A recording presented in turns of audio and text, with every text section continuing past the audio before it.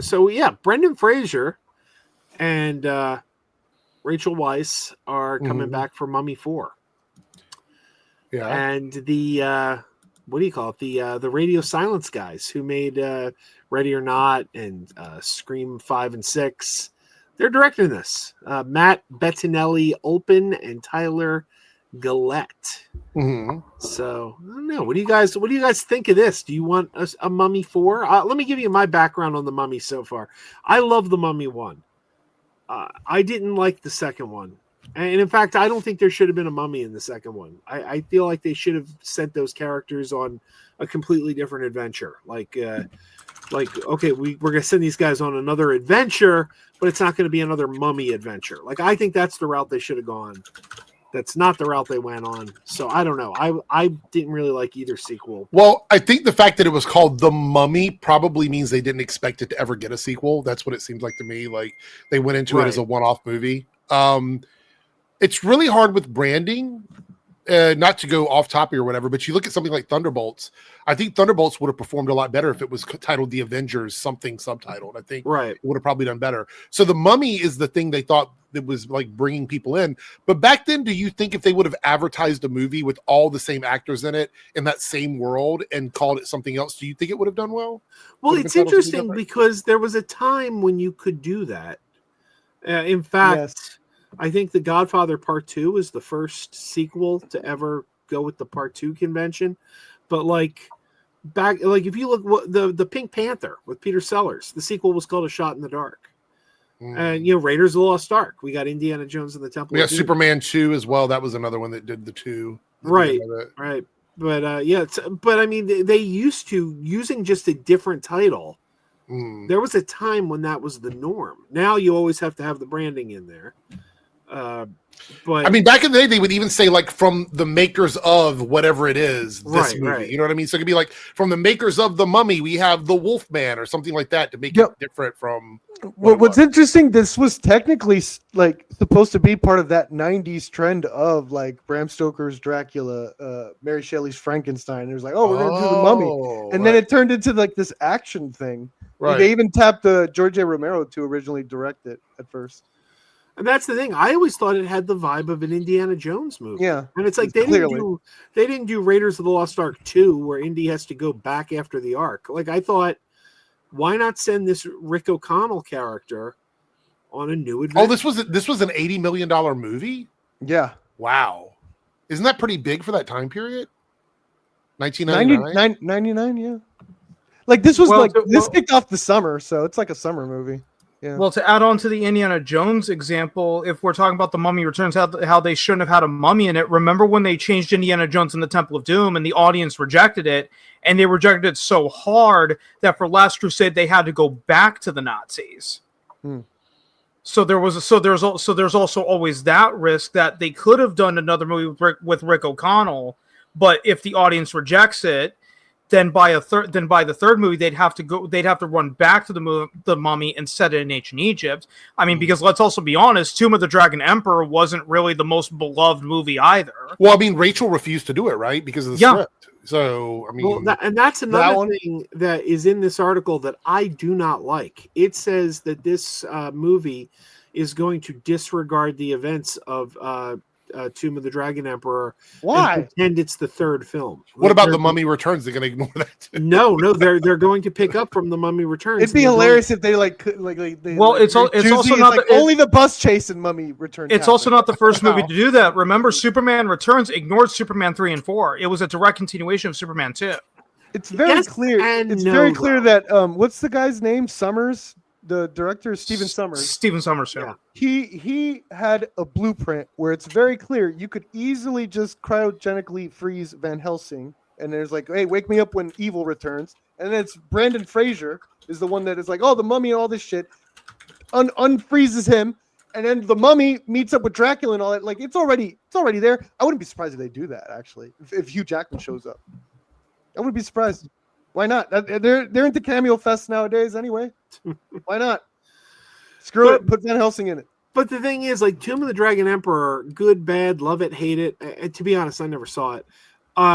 I just don't like that thing where you say this sequel didn't happen. It feels lazy to me. Like, just Why? I mean, well, you've said you this don't- about you don't Star have- Wars too, right, Joe? You've always said Star Wars everything should be there, even What if about- people don't like what it. about right? They shouldn't Peacemaker? retcon What- anything. Right. What about Peacemaker season 2 changing the Justice League? Well, I think that was a joke. Like, I don't think that was. Oh, so it's okay if you joke about it? Yeah. Yeah. What kind of standard is that, Joe? I'm all for a joke. Also, I believe that the Flash changed the timeline. That was the Flash. That's true. the Pocket Flash universe and stuff. altered the timeline. So I never saw season 2. I think ignoring sequels is okay as if the storyline is like running into a rut, because that could also be inevitable. Like, if you remember Friday the 13th Part 8, Jason turns back into the boy just before he drowned. Technically, Friday the 13th was over, but Jason Goes to Hell completely ignores it just so they can set up Freddy versus Jason. Now we could argue that that's also a gimmick, but there are also notoriously bad sequels. wait, I lost you somewhere. What did Jason Goes to Hell ignore? No, I argue that Jason Goes to Hell ignored Friday the 13th Part 8 because Friday the 13th Part 8 did have an ending. It brought Jason back to the 9-year-old boy just before he drowned. Well, Jason, Jason Part 8. That was just weird. That was like a metaphor or like something weird going on there. Like it was like a. To be fair, though, continuity was never a strong point of the Not Friday for Friday the 13th. No, none of them. None of not a single one. No one cared about continuity in the 90s. No one. Every long-running series is going to run into a problem with continuity eventually, though. Even Star Trek ran into problems with continuity. I bet if you look episode to episode, you will find contradictions. Oh, there is tons of contradictions in Star Trek over the years. So the Kobayashi Maru. Well, there's also the Tim Burton Batman franchise that like slowly devolved into something different over time. So into a rave, essentially. Well, I don't know. Is anyone interested in Mummy 4?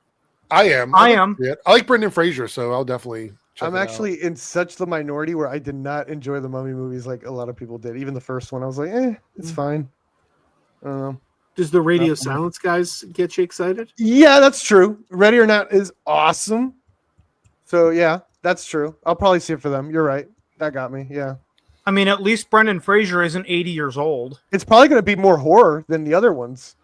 Right? That's not what I read, Matt. There was an interview in February where she said that she read the script and she didn't want to be the mother of a 21-year-old. I don't know if that's something's happened since then, but that was the last quote I remember hearing from her. Little Everett, is Scott Parisi okay? I hadn't heard. Send me like a message offline or something. Tell me what's going on with Scott. I didn't know Scott needed help. I'd like to know the details there. I like Scream 6, Degrassi.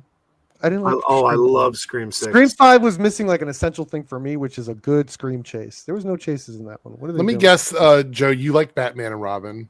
Oh, I love Batman and Robin. I love that. Batman and Robin's better than Batman Forever. Come at me, whoever. I know it's one of when people ask me my least favorite movies of all time, Batman and Robin is probably number 2 on my list after Southland Tales. Oh, and you love Madam Web. Wow. Wow. Madam Web was fun. Batman and Robin. I know. I had fun. I had fun with both. I like both too. But yeah, Matt. Reasons. Yeah, Matt. I the interview that I saw was from this year, so maybe it's a more recent thing. Dude, Batman Forever has like the worst action scenes, bro. Degrassi says whenever anyone says they're never returning to a film franchise, that's true. That's true. Oh, that means Ben Affleck's coming back, baby. There's Henry Cavill. Henry Cavill's back as Superman. I believe they all mean it when they say it. Like, I think when they say it, they mean it. I love how it's never mentioned. No one talks about Ezra. Well, Ezra. That's because even if the DCEU had continued, Ezra was never coming. I'm talking about like another Tron movie, but this time the leads are Ezra Miller and Jared Leto. Like they're leading together. Disney starts off, okay, we figured it out. It's like in the press release, we figured it out. All right, this was missing Ezra Miller. Ares is Jared Leto, and we're gonna have Ezra Miller as the new Tron. Yeah. At that point, people were gonna think, is this a producer scheme you guys are running? Like, what are you doing? Well, did you see when Tron 3 was bombing? something came out I heard on it's good. Twitter. Somebody put out this tweet on Twitter, and they wrote Jared Leto to star in Pacific Rim 3. He is. Source deadline. Yeah, And people were awesome. like taking it seriously. But there was no article. The guy just wrote source deadline. Yeah. It was a disgusting fish situation, apparently. That's funny. That's But funny. but I would say like maybe there's truth to it. Apparently, people say that Jared Leto has some magic spell on like Hollywood, and he can just get roles. Like He's talented. He's got friends in high He's places. an Oscar winner. I don't see how people don't get it. Isn't he friends with the head of Disney's film division right now? I think is how he got into Tron. Producers are very ego driven. So there's a lineup of producers like I could fix him mentality. There's a bunch of producers that are like I could fix him. I know the code. Put him in my movie. But He's you also got to keep in mind this Jared Leto backlash is very new. it is. Like a couple years ago, this didn't exist. I think it was the 1-2 punch of Morbius. People didn't like Morbius. Then all Joker, those bro. harassment That started charges it. came out against him. The Joker before started that, it all. I'm saying. Because you know who loves him? You know who loves him? Most of the Snyder Bros are crazy about him. Because like whenever I was on panels with because of the Snyder cut. The Snyder cut, he was great. Yeah, they hated him before the Snyder cut, and then they liked him after the Snyder cut. Like I can't tell you how many like panels I was on with Snyder Bros where I was like, I'm excited about Tron 3, but I don't like Jared Leto. Look, I'm in a minority. Leto? I know I'm in a minority on this, but I think they were cooking with the idea of the Joker being like a modern gangster type character. I think the script was wrong. Like, I like the idea of it.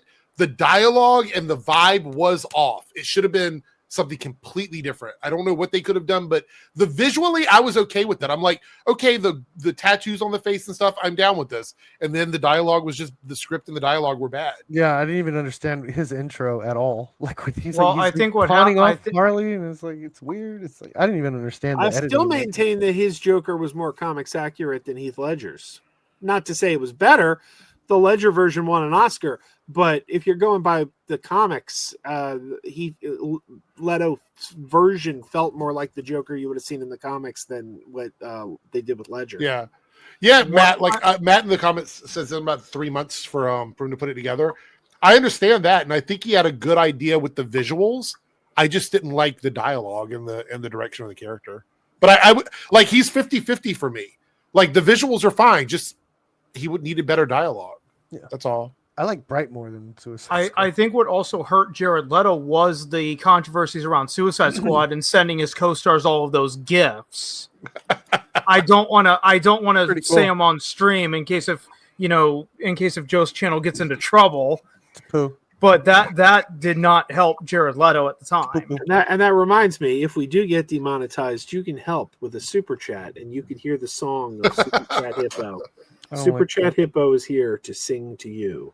So if there is a super chat that gets thrown in, can I actually say the gifts that Jared Leto sent? Since you're not worried about demonetization anymore. I don't think I think you can say it. I don't think it's Hey Fourth. Hey, Fourth's here. Welcome, Fourth.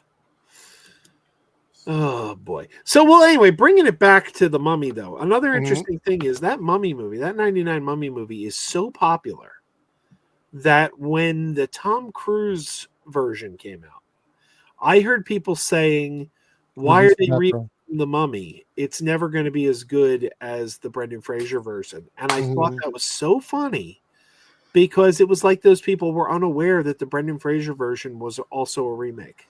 You have the one from 1931 starring Boris Karloff, and then you also have the one from the 50s that was made by Hammer that starred Christopher Lee as the Mummy and Peter Cushing. Technically, that was a different franchise though, because that was but that borrowed very heavily from the Universal Mummy series. It combined various elements from all the movies. It mostly took from like the Mummy's Hand and the Mummy's Tomb, but still, it borrowed very heavily from the Universal series. So personally, I've always considered the 50s movie as a reboot. Interesting. Yeah, I never considered any of those Hammer films to be reboots because they were being handled by a different studio altogether. But I love Brendan Fraser. And there's a certain movie he was in that we'll never see probably. So I will take. I have faith. I have faith. We'll see it. We'll see. I know. Look at Perp, the bro. devastation in Perp's face. But but I'm happy to see him in like a Mummy 4. I'll take it. Fort says The Mummy is better than Indiana Jones. I think it's better than Indiana Jones and the Temple of Doom. I don't know about the other other 4 Indiana Jones movies. See what you got started there, Fourth. Ugh. I love you, Joe. There's only one Indiana Jones movie I don't like, so. Dial of Destiny. And I'm sure if Jake were here, Temple of Doom's his favorite. So. Oh wait! The Temple of Doom is your least favorite? Yeah. That's my wow, favorite. Yeah, I hate the Temple of Doom. Wow. Yeah, I would go Last Crusade, Raiders, Dial of Destiny, Kingdom of the Crystal Skull, and then Temple of Doom. Wow. I think Kingdom of the Crystal Skull is actually a fun movie. I know people don't like it. It's okay for me. I don't hate it. I liked Kingdom of the Crystal Skull at the time, but to be fair, I was, I think, 11 going on 12 when that came out in theaters. I still like it to this day.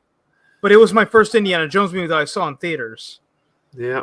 I really like it a lot. I mean, there's 3 I like more than it, but I like it a lot.